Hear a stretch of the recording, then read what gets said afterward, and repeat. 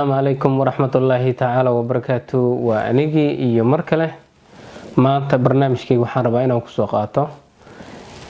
ma jirta visa free ah amse si bilaash ah oo laga helo dalka Canada su'aashaas ayaan rabaa barnaamijka inaan ku faahfaahiyo insha Allah haduu Ilaahay idmo waxaan ka codsanayaa hadaad channelka ku cusub tahay inaad subscribe like share wax walba ku qabatid insha Allah channelkan waa channelkaagi waxaana kala socon doontaa wax walba oo ku saabsan wadankan Canada oo akhbaarada muhiim ah ku saabsan bulshada Soomaaliyeed iyo wixii kala too macnaha fursada ah san ku furtay barnaamijkeygii dad badan ayaa Facebook message ugu soo diray Instagram-ka wax walba ay ahaataba ilaa Facebook bahalka YouTube-ka xalay aan ku qoray walkiisa maxaad jeceshiin inaan ka hadlo maalinta berita ee sabtida ah maadaama macnaha sabtidii aan shaqo jirin inta badan marka maanta waa sabti waxaan rabaa inaan qaar su'aalihii idinka aad ii soo weydiiseen ee walka aad ku qorteen in aan waxyaalo aan ka soo qaato marka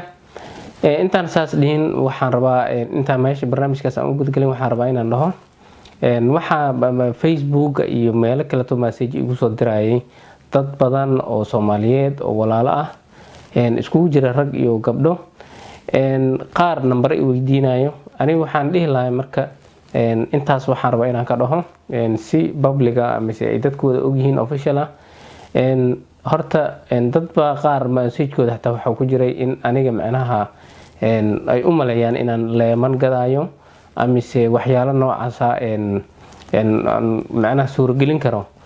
marka waxaan rabaa aniga waxaan idin sheegay horta shaqadeeda waxay tahay kaliya wixii oo fursad ah ama jaanis ah ee wadankan ka jiro in si official ah ama macnaha through social media aan dadka kala socodsiiyo oo u sheego jaaniskaas ayaa jiro hadaad adiga leedahay macnaha skillskaas ama waxa la dhaho xirfadaas shaqadan wad apply gareyn kartaa saas ayaad u apply gareyn kartaa marka ma aha shaqadeyda inaan qof telefoonka la hadlo ama qof macnaha xiriir kale aan la sameeyo oo ku saabsan qaab kale oo wadankan lagu iman karo ama waxyaalo kale ay dhaxmaraan mid kale waayo waxaad u baahan tahay inaad adiga macnaha lawyer tahay ama aad qaanid waxyaalo sharciyana oo noocaas ah macnaha qofka aad ka caawin kartid marka lawyer ma yahay aniga kaliya waxa waaye information general ah oo website-ka dawladda aan ka soo xigto iyo dad kale oo macnaha sideeda oo kale oo YouTuber ah laakiin luqado kale ku hadla oo bulshadooda gaarsiiya maxaa la fursadaha wadankan ka jira baan la mid ahay waxaan rabaa macnaha inaan idin sheego wixii fursad ah ee wadankan ka jira inaad macnaha la socotiin oo aad ka faa'iideysatiin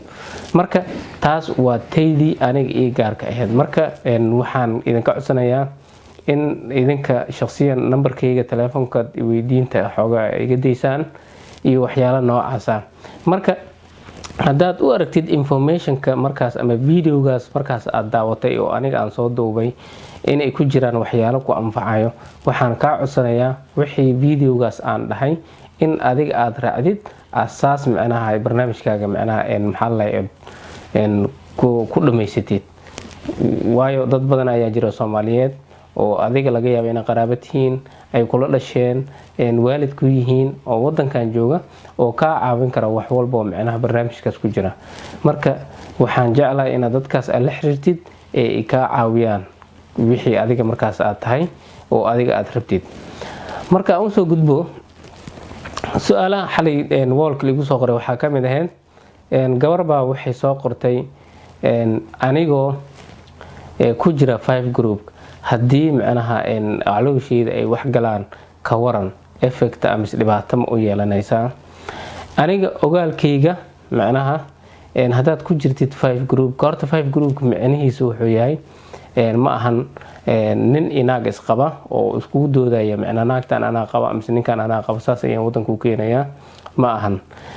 laba qof oo isla dhalatayna ma ahan laba qof oo macnaha adig waxa waaye macnaha just laba qof oo saaxiibo ah ama dad badan oo saaxiibo wadankan ku leh raba in saaxiibkooda ay wadankan keenaan marka way dhici kartaa qofkaas meeshuu joogo inuu xaas uu ku leeyahay amise gabadh ay ku leedahay nin ay macnaha sida daraadeed macnaha maxaa la ilmo uur amise ay ku qaadeen kasto ninka macnaha markii la soo qaaday amise wax walba asaga uur u soo qaadaynin laakiin hadda sheekadan macnaha gabar ayay soo weydiisay marka hadii adiga programkaagi koowaad marka barnaamijka aad bilaabanaysayba uu kugu jiray family uu ku qornaay in adiga xaas aad leedahay amise maxaa la naag aad leedahay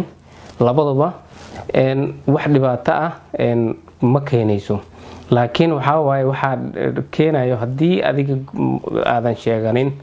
oo kugu jirin maxaa la family oo single aad ahayd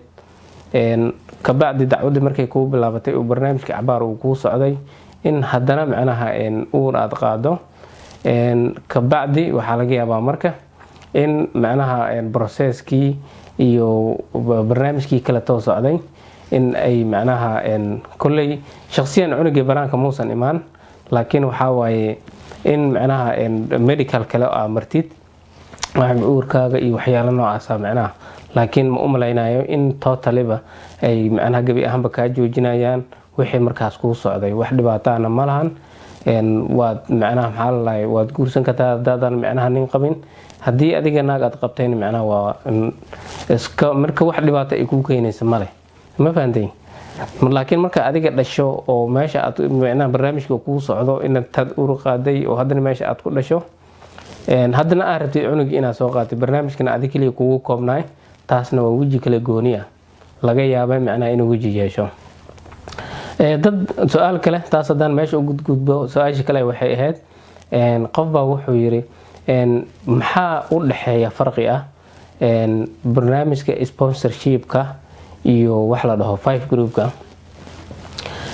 sponsorship-ka kulli wuxuu noqon karaa mesela hadda waxa jiro arday badan oo Soomaaliyeed ha u badnaadaan kuwa Kenya jooga siiba qaxootiyada maxaa laay high school ayay meesha ka dhameeyaan waxay sameeyaan qofkii kaalinta koowaad ama labaad gala especially qofka kaalinta koowaad gala waa Canada way soo qaadataa waxay keentaa meeshan waxaana loo keenaa waxa la dhaho scholarship marka jaanisho noocaas way jiraan marka sponsorship-ka markii oo waxyaalo kale oo kulay laga yaabay inuu ay soo gali karaan laakiin markaan dhaho naagtaada ku dacweynayso ama ninkaaga ku dacwoonayo taas markay imaato iyo markay 5 group-kana imaato waxa way sponsorship-ka marka labadaas marka isbarbar dhigo 5 sponsorship-ka ninka naagtiisa u dacwoonayso taas waa spouse laba qof oo isqabta oo macnaha kala fog oo la rabo in familkoodii ay dib u midoobaan waa barnaamij macnaha maxaa la goonigiisa oo macnaha si kale dawladda ay u qaabisho oo la dhahay lagu weydiinayo gabadhan macnaha shahaadadaad ku guursatay مثلا dadkan waxay jirto waxa la dhaho certificate of marriage مثلا labadan qof inay isqabaan wax cadeynayo مثلا wax cadeynayo waxa kamid ah qofkii nikaaxay meesha lagu nikaaxay shahaad dadkii macnaha barnaamijka ka soo mise judge ba waxa la dhaho judge af Soomaali maxaa lagu dhahaa ma aqaan marka ba warqada magaciisa ku qoran iyo wixii addresskiisii iyo meesha asaga degan yahay taas ayaa laga rabaa waxa kale laga rabaa engagement oo kale to in labadiina mar aad meel ku kulanteen hadii arooska ay ahayd oo kale to in idinkoo isla sawiran oo kale to oo meel kale to macnaha baashaal iska meel kale to sawir ku gasheen waxyaalo noocaas ah hadii ay jirto macnaha in guri aad wada gasheen waa goonigeedii maxaa la sawiraan fiican aad ka haysid iyo markii lagu nikaaxay arooskii oo la tumay doobitaan hadaa ka haysid marka familka mise labada qof oo isqabta oo sponsorka isku sameynaysa waxa laga rabaa waxyaalo noocaas ayaa laga rabaa oo qasab ay tahay inay macnaha soo gudbiyaan oo feelkooda ay ku jirto laakiin markay imaato qofka 5 group lagu doodayo kaas shuqul kuma leh inuu keeno marriage certificate amise wax la dhaho labadan qof inaad saaxiib ahaydeen maxaa cadeynayo meesha isla joogi jirteen wax ku dhahay male kaliya waxa laga rabaa qofkaas meesha joogo inuu asaga macnaha wax qaxootiga oo dawladda meesha uu asaga wadanka joogo ka haysto amise UN-ka amise adiga refugee-ka maxaa la UNHCR inuu sharci ka haysto oo adeynaya in asaga qaxooti yahay bes ayaa laga rabaa. iyo dadkan ay u dacwoonayaan macnaha meel ay ku kulmeen iyo meel ay isku arkeen back home way isla soo kornay isku dugsi ahayn isku iskuul ahayn isku xaafad ahayn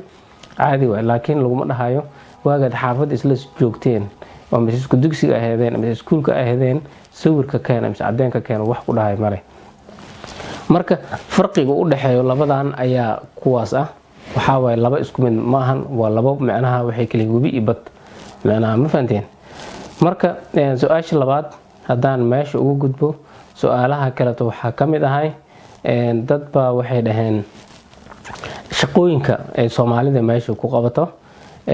wax ma nooga sheegi kartaa iyo waxyaalaha ay Soomaalida macnaha saacadii ama se waqtiga ay qaataan. inta badan Soomaalida wadankan ku nool waxay qabtaan shaqooyin iska caadi ah sababtoo ah waxa jirto waxyaalo oo ah adiga hadaad ka imaatay wadankan banaankiisa hadaad haysatay xataa waxa la dhaho PhD waxa way wadankan kuma xisaabayaan waxa way PhD haysatay oo aqoon lahayd waxbaad soo baratay meeshan fariiso xafiiskan ka shaqeey qof ku dhahayso male wixii aad soo baratay ee Afrika aad ku soo baratay waxay noqonayaan wax macnaha adiga marka waa lagu qiimeynayaa laakiin waxay noqonaysaa inaad sameeysid wax la dhaho hadda anigoo kale to markaan wadankan imaaday waxaan haystay diploma marka diplomihii waxa la dhahay wax ku qiimeynay male waxaan aaday wax la dhaho advanced school oo macnaheedu yahay aniga qof waxaan ahay 20 sano ka weyn marka